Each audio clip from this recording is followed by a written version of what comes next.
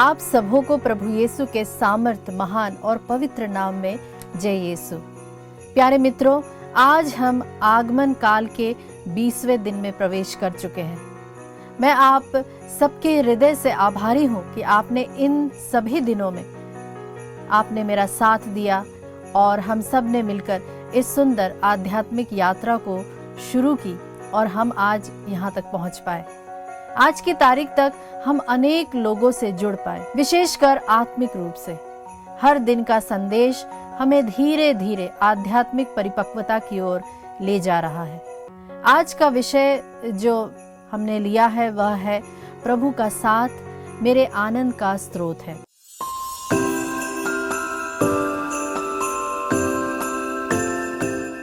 प्यारे मित्रों, कई बार हम सोचते हैं कि यदि हम एक बार यीशु का स्पर्श पा ले या पवित्र आत्मा का अभिषेक प्राप्त कर ले तो हमारी सारी परेशानियां दूर हो जाएंगी और जीवन बहुत ही आसान हो जाएगा। परंतु पवित्र वचन कहीं यह नहीं कहता कि प्रभु में आने से हमारी सारी समस्याएं समाप्त हो जाएंगी। वचन यह अवश्य कहता है कि ईश्वर हमें हर परीक्षा का सामना करने की सामर्थ्य अवश्य देगा। जब तक हम प्रभु द्वारा सिखाए गए पाठ को नहीं सीखते, प्रभु उस परिस्थिति को हमारे जीवन से हटने नहीं देता।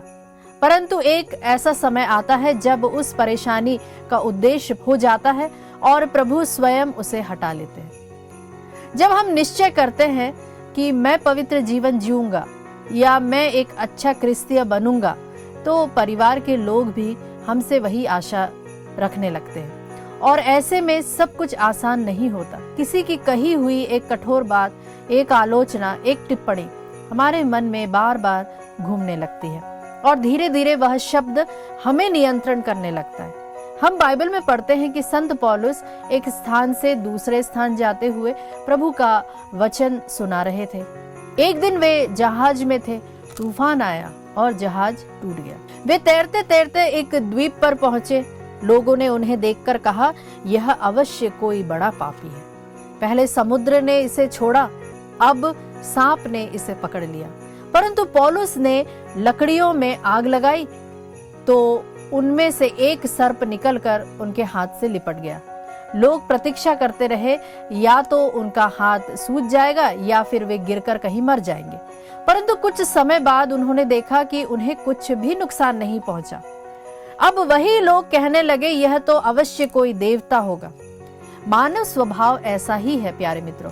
पहले लोग हमें पापी कहते हैं, फिर वही लोग हमें देवता कहने लगते हैं। जो हथियार तुम्हारे विरुद्ध बनेंगे उनमें से कोई सफल नहीं होगा। यह हम पढ़ते हैं यशायाह नबी की पुस्तक में। दूसरों को अपनी जिंदगी नियंत्रित ना करने दे। याद रखिए प्यारे मित्रों, यीशु को भी लोगों ने कहा, यह पियक्कड़ है, यह दुष्ट आत्मा से ग्रसित है, यह झूठा नबी है, यह तो पापियों के साथ बैठता है, उनके साथ भोजन करता है। यहाँ तक कि क्रूस पर मरते समय भी लोग कह रहे थे, यदि तू ईश्वर का पुत्र है तो अपने आप को बचाकर नीचे उतरा। पर यीशु ने किसी की उपाधि को अपने ऊपर नहीं आने दिया, क्योंकि उन्हें पता था कि मैं अपने पिता का परम प्रिय पुत्र हूँ।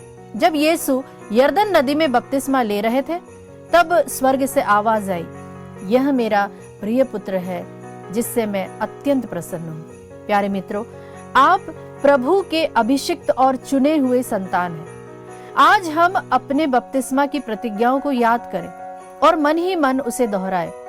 मैं यीशु का परम प्रिय पुत्र हूँ या पुत्री हूँ। मैंने तुम्हें अपनी हथेलियों पर अंकित किया है। तुम्हारी चार दीवारी निरंतर मेरी आंखों के सामने है। ईश्वर ना केवल हमें अपनी हथेलियों पर अंकित करता है, बल्कि हमारी चार दीवारी अर्थात हमारी सुरक्षा, हमारे जीवन के सभी क्षेत्रों की भी वह रक्षा करता है। प्यारे मित्रों, आज के संदेश को मैं यही विराम देना चाहती हूँ। यदि यह संदेश आपके मन को छूता है, आपके जीवन से मेल खाता है या आपको कोई गवाही याद दिलाता है, तो कृपया नीचे गए कमेंट बॉक्स में अवश्य लिखें। आज के प्रतीकात्मक चिन्ह में से हम लेंगे क्रिसमस कैरल्स, जिसका मतलब होता है आराधना और आनंद के गीत। प्रभु का वचन स्तोत्र 96 पद संख्या 1 में कहता है, प्रभु के आदर में नया गीत गाओ, समस्त पृथ्वी प्रभु का भजन सुनाओ।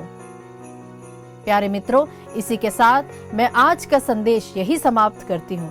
प्रभु आपका दिन अभिषिक्त और आनंदमय बनाए। आप सबों को मेरा प्यार भरा जय।